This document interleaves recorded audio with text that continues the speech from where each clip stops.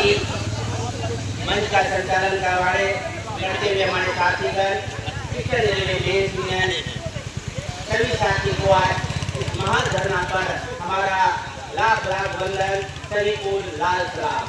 साथियों, आज जो ये महाधरना है ये सिर्फ रेलवे को नहीं, इस देश को बचाने के लिए भी धरना है। साथियों, हमारा जो मांग है कर्मचारी के लिए है, कर्मचारी परिवार के लिए है। हमने हमेशा मांग किया था 8वें वेतन आयोग को जल्द से जल्द लागू करने के लिए, साथ ही कोरोना काल में जो 18 महीने का दिए का एरियर का भुगतान है उसको करने के लिए।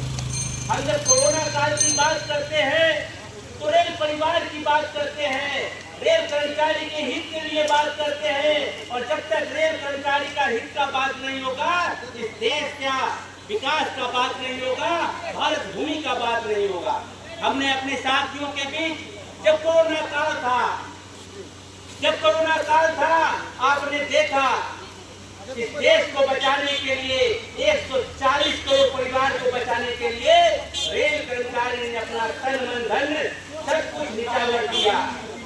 कितने साथी शहीद हो गए इस देश को बचाने के लिए। जब देश को बचाने की बात होती है तो यही रेल कर्मचारी आगे बढ़कर तन मन धन से इस देश की सेवा में लगा रहता है। चाहे वो सेना के लिए उनका हथियार पहुंचाने का काम हो तो भारतीय रेल परिवार अपने हिम्मत से उनको बॉर्डर तक पहुंचाने का काम करता है। जब पहुंचाने का बात करता है तो फिर उसको कोरोना काल में जो 18 महीने का दिए है सरकार क्यों नहीं देती? अरे क्यों नहीं देती? जब देश की अर्थव्यवस्था बढ़ रही है तो कर्मचारी और उसके परिवार को दिए देने में क्या नुकसान है? इस बात को लेकर आज महाधरना का कार्यक्रम जमालपुर कारखाना छात्र परिवार की ओर से हो रहा है। रेल का निजीकरण बंद करने की बात हो रही है। रेल कर्मचारी का बच्चा बाहर नहीं हो रहा है। देश की अर्थव्यवस्था में रेल परिवार का बड़ा अहम योगदान है। साथ ही पीएलबी बोनस की बात आती है। दुर्गा पूजा में रेल कर्मचारी के बच्चे को, रेल कर्मचारी के परिवार को बोनस मिलता है और सरकार घोषणा करती है कि हम 75 दिन का 78 दिन का बोनस दिए हैं। भाई साहब, आज जब 78 दिन की बात करते हैं तो पूरा जो क्षेत्र का व्यापार संगठन है बड़ा खुश होता है और सरकार अपने पीठ थपथपाती है कि हमने 78 दिन का बोनस दिया। बोनस तो दिया है, पर आप किस बात की बात करते हैं? बोनस को हम अपने मेहनत की कमाई का मांगते हैं, न कि सरकार की मेहरबानी का मांगते हैं। मित्रों, बोनस की बात 10 साल से हम लोग लड़ रहे हैं कि हमारा जो 18,000 सीलिंग है उस पर बोनस दिया जाना चाहिए। एआईआरएफ के महामंत्री ने पत्र लिख दिया है सरकार को कि बोनस हमारा 18,000 सीलिंग पर दिया जाना चाहिए। साथियों, अन्य बात को लेकर जमालपुर रेल कारखाने का विकास कैसे हो, हमारा संगठन नीचे काम करता है। हमारे बहुत सारे वक्ता ने बताया, ओवर लाइन के साथी ने बताया, हमारे बड़े बुजुर्ग ने बताया कि जमालपुर कारखाना बचेगा तो ये शहर बचेगा। ये शहर को बचाना है तो जमालपुर कारखाना को बचाना पड़ेगा। हमारा जो जिला है मुंगेर जिला, कभी ये कारखाना एशिया में जाना जाता था। आज हमको हरियाणा से ट्रांसफर होकर जब हम यहाँ आए तो जिस प्रकार की जो व्यवस्था यहाँ है, जिस प्रकार की शौचालय की व्यवस्था है, जिस प्रकार की अन्य बातों की व्यवस्था है, छत से पानी चूता है। भाई साहब, छत से पानी चूता है। हमारा यूनियन बार बार बोलता है कि इसको ठीक किया जाए। कौन सा टेंडर दिया जाता है, किस प्रकार का टेंडर दिया जाता है? हर साल पानी चूता है। देखने को प्रशासन को है ये कि हम किस प्रकार मेहनत मजदूरी करके आते हैं और अपने परिवार का पालन पोषण करते हैं। साथियों, हम जब यहाँ धरना पर बैठे हैं तो मन के अंदर एक पीड़ा जरूर है। एक पीड़ा है कि हमारा परिवार जो कॉलोनी के अंदर रहता है वो सुरक्षित है कि नहीं है। जब सुरक्षा की बात हो तो ना हमको कारखाना में मन लगता है, ना परिवार के बीच जाने पर परेशानी होती है कि कुछ बात तो नहीं हो जाएगा, कोई चोरी तो नहीं कर लेगा, घर तो नहीं उठ लेगा। हमारी सुरक्षा अपनी करेंगे तो हम कारखाना का विकास और काम में किस प्रकार प्रगति करेंगे। साथियों, अभी कल उद्घाटन हुआ है बीटीसीएल का, झंडी दिखा के सब लोगों ने उद्घाटन कर दिया। कितने रेल कर्मचारी को उसमें लगाया गया, ये सोचनीय और विचारणीय प्रश्न है। आज के पेपर में बहुत हेडलाइन पर स्पष्ट रूप से छपा है जमालपुर कारखाना ने इस प्रकार की गाड़ी को बनाया है। अरे गाड़ी जब बनाया है तो हमारे कितने साथी को उसमें सहयोग मिल रहा है, ये सोचनीय और विचारणीय प्रश्न है। मैं क्रेन शॉप में काम करता हूँ, साथ ही 8 व्हीलर का चक्का का काम हो रहा है, बाहर की कंपनी आके कर रही है। हमारा साथी वहाँ टकटकी लगा कर देखता है कि ये काम कब हमको मिलेगा, कब हमारे हाथ में आएगा, लेकिन महीनों महीनों बीत रहा है, हमारा कोई काम नहीं हो रहा है। हम वे शुद्ध बेरोजगार बनाकर रख दिया गया है। तनख्वाह तो हम सरकार का ले रहे हैं, लेकिन हम दूसरे प्राइवेट कंपनी का काम का देख देख के कब तक अपना घर जाएंगे 4 बजे, यही देख देख के कि हमको भी ये काम मिलना चाहिए। साथ ही आज अस्पताल के मुद्दे पर लेकर अस्पताल के अध्यक्ष से बात हो रहा था, हमारे साथी सब गए थे, बुजुर्ग साथी भी, सिर्फ यहाँ से ट्रांसफर कर दीजिए मरीज को वहां से वहां ट्रांसफर कर दीजिए, कब तक दौड़ता रहेगा। जो कभी एशिया का प्रसिद्ध होता था, आज कारखाना में और अस्पताल की क्या हालत है ये किसी से छिपी नहीं है। हमें गर्व होता था कभी कि मेरे पिताजी मेरे दादाजी जमालपुर रेल कारखाना में काम करते थे, हमें भी मौका मिलेगा तो भारतीय रेल की सेवा में हम भी अपना काम करेंगे। साथियों, अभी इलेक्शन हुआ था बैलेट पेपर का, हम तो ईस्टर्न रेलवे के मेंस यूनियन का 365 दिन काम करने वाले साथी लोग हैं।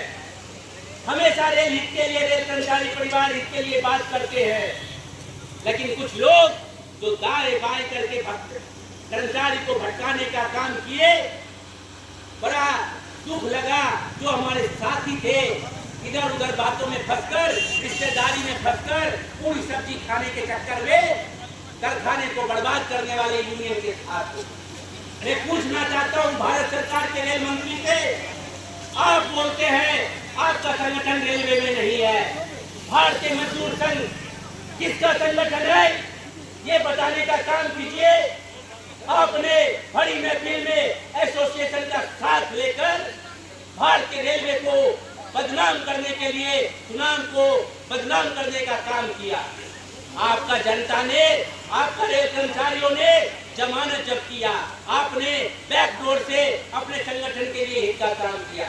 हमारे एसोसिएशन को भी सोचना चाहिए। आप क्यों नहीं बोलते बोनस के लिए, आप क्यों नहीं बोलते रेल कर्मचारी के बहाली के लिए, आप क्यों नहीं बोलते क्वार्टर के लिए। तो सिर्फ आपको क्वार्टर चाहिए अच्छा, कार्यालय चाहिए अच्छा। भारत सरकार को अगर कोई झुका सकता है, जिस प्रकार इंदिरा गांधी के सत्ता को झुकाने का काम किया, यही लाल झंडे ने झुकाने का काम किया था। साथियों, जब जब आंदोलन होता है, जब जब कर्मचारी हित की बात होती है, ईस्टर्न रेलवे मेंस यूनियन अपने दमखम के साथ रेल कर्मचारी की हित के लिए लगा रहता है। साथियों, बात आगे बढ़ने की है। आप देखते होंगे रेल कर्मचारी को क्वार्टर मिलता है। हम स्थानीय मुद्दे पर बात कर रहे हैं। रेल कर्मचारी को जो क्वार्टर मिलता है, उसको क्वार्टर तो दे दिया जाता है आईओडब्ल्यू से चाबी, उसको बनाने में 4-5-6 महीना लग जाता है, लेकिन क्वार्टर कैसे लीजिएगा, आपका बिजली का यूनिट, पानी का यूनिट सब कटने लगता है। इस पर क्यों नहीं बात होती, इस पर क्यों नहीं बात होती। प्रशासन का क्वार्टर मिलता है तो एक गया ऑफिसर, दूसरा आया, उसका क्वार्टर का काम जल्दी हो जाता है और कर्मचारी का नहीं होता है। क्या कर्मचारी का पैसा नहीं करता क्वार्टर में?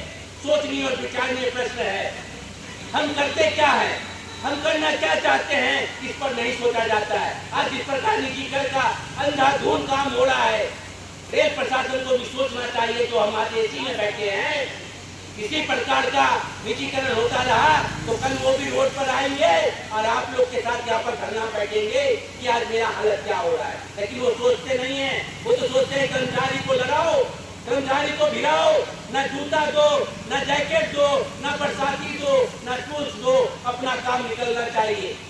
साथियों, बहुत सारा मुद्दा है। मुद्दा इस बात को लेकर है कि हमने जब जब आंदोलन किया तो हमारे रेल साथी का परिवार के लोग थोड़ा समझना चाहिए। जब हम लोग मांग करते हैं, ये मांग है, ये मांग है, ये मांग है, कारखाना बचाने के लिए ना, कारखाना बचाने का दायित्व सिर्फ ईस्टर्न रेलवे मेंटेनेंस के हाथ में है क्या? दायित्व सबका होता है और कर्तव्य भी सबका होता है। जब दायित्व अच्छा होगा तो कर्तव्य भी अच्छा होगा। मित्रों, अस्पताल का मुद्दा हो गया, कारखाने के विकास का मुद्दा हो गया, जब जब लड़ने का काम ईस्टर्न रेलवे मेंटेनेंस ने किया है तो कुछ अच्छा ही हुआ है। आपने देखा 45 से 48 जो घंटे का काम था उसको हमारी यूनियन ने अपने दम पर रुकाया। वही जो सत्ता के दलाल लोग बैठे हैं, कारखाना में कानाफूसी कर्मचारी के बीच किया करते थे, अनिल जी को बार बार मैं ये बताता था कि क्या कर रहे हैं, अरे एक सप्ताह में फिर चिट्ठी निकल जाएगा, 48 घंटा करना पड़ेगा। लेकिन ईस्टर्न रेलवे मेंटेनेंस का पावर था तो उन्होंने जो 45 घंटा बोला, 45 घंटा आज भी कायम है। ये है ईस्टर्न रेलवे मेंटेनेंस। साथियों, आपने देखा कि आज रेलवे स्टेशन का विकास हो रहा है, टाइल्स लग रहा है। कैसे दूसरा सरकार आएगा तो वो भी केसरिया से लाल लगाएगा और हरा लगाना स्टार्ट कर देगा। तो इसी काम के लिए हमारा पैसा है क्या? रेल तो महासमुद्र है, बहुत सारा पैसा है, कर्मचारी हित के लिए क्यों नहीं होता? ओपन लाइन के कर्मचारी 8 घंटे के लिए काम का बोलते हैं, उसको 2-2 दिन तक लगातार ड्यूटी किया जाता है, क्यों नहीं होता? इस पर सरकार का माथा नहीं देखता क्या? हमारे महामंत्री श्री गोपाल मिश्रा जी ने हमेशा कर्मचारी के साथ संघर्ष किया। संघर्ष इस बात के लिए किया कि कर्मचारी तो एक परिवार है और परिवार का जब मुखिया संघर्ष करता है तो हमारे जैसे ईस्टर्न रेलवे के साथी भी संघर्ष करने के लिए तैयार रहते हैं। हमारे सेक्रेटरी साहब ने हमेशा जब से बने हैं आंदोलन के लिए ललायित रहते हैं, क्यों नहीं रहे? अभी भी उनके अंदर जवानी भरा हुआ है। जवानी इसलिए भरा हुआ है कि वो भी सीनियर सेक्शन इंजीनियर हैं, उनके पास भी सैकड़ों कर्मचारी काम करते हैं। कर्मचारी का मुद्दा होता है तो वो भी लड़ते रहते हैं। पत्रकार साथियों को भी इस बात को समझ में आना चाहिए, कारखाने का विकास के लिए ईस्टर्न रेलवे मेंटेनेंस ने जो रूपरेखा बनाया है उस पर काम होना चाहिए। पेपर का जो हेडलाइन छपता है कि आपको 78 दिन का बोनस मिला और आपको 18,000 भी पैसा नहीं मिलता। आप पेपर में देखते हैं आपका डीए बढ़ा दिया गया 13% और जब मिलता है तो 2% मिलता है। कौन सा मीडिया में लोग हैं, कौन से उसके लोग हैं? ये बात समझने और सोचने का विचार है। हम लोग को साथ मिलकर ईस्टर्न रेलवे को मजबूत बनाने के लिए जो आज महाधरना है, सभी साथी को मेरे तरफ से लाल सलाम, वंदे मातरम, जय हिंद।